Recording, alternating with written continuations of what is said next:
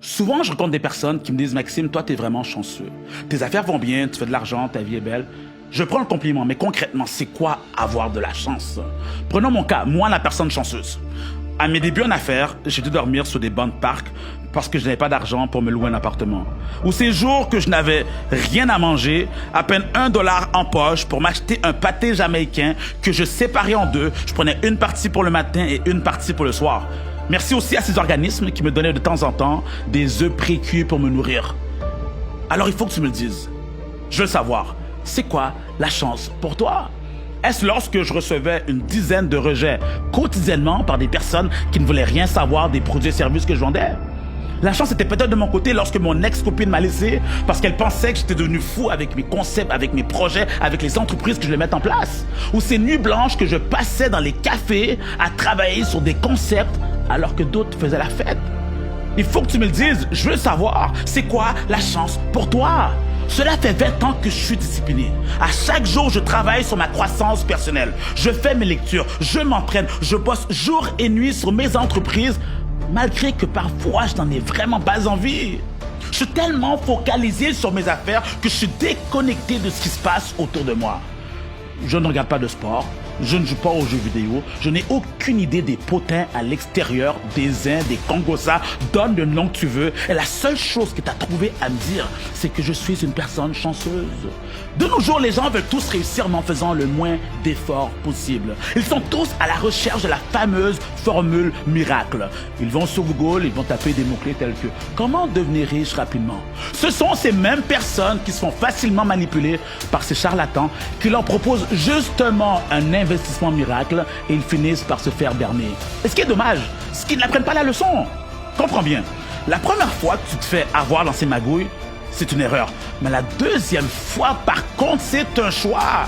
Donc arrête d'essayer de trouver des raccourcis qui sont en réalité des illusions qui te mèneront nulle part, qui te ramèneront plutôt à la case départ. Fais confiance au processus et investis en toi. On m'a toujours dit qu'il est important de s'entourer des bonnes personnes si tu veux réussir dans la vie. Tel que l'expression le dit, dis-moi qui tu connais, je te dirai qui tu es. Alors dis-moi pourquoi tu es encore en relation avec cette personne qui a une très mauvaise influence sur ta vie. À chaque fois que tu es avec elle, tu ne fais rien. Au lieu de travailler sur tes affaires, tu remets les choses à demain. Au lieu de rester discipliné, tu restes au lit ou devant tes séries. Au lieu de bosser sur ton succès, tu préfères remettre cela à la chance. Quand vas-tu comprendre que tu dois couper cette relation? Ah oui, tu sais très bien de qui je te parle. De mémoire, je crois que son prénom c'est Procrastine. Il est probable que cet ami te réconforte, car tes échecs passés te hantent encore. Mais ce n'est pas en faisant la victime que tu pourras t'en sortir. Et là, tu me diras, Maxime, tu ne me comprends pas, tu ne sais pas par quoi je suis passé. T'inquiète, je sais exactement par quoi tu es passé, car cela fait des années que tu ne cesses de répéter les mêmes histoires. C'est vrai que ça fait mal lorsque tu vois ton partenaire d'affaires te voler et te laisser avec une entreprise au bord de la faillite. C'est vrai que ça fait mal lorsque tu n'es même pas capable de faire plaisir à tes enfants ou à tes proches parce que tu es tellement cassé.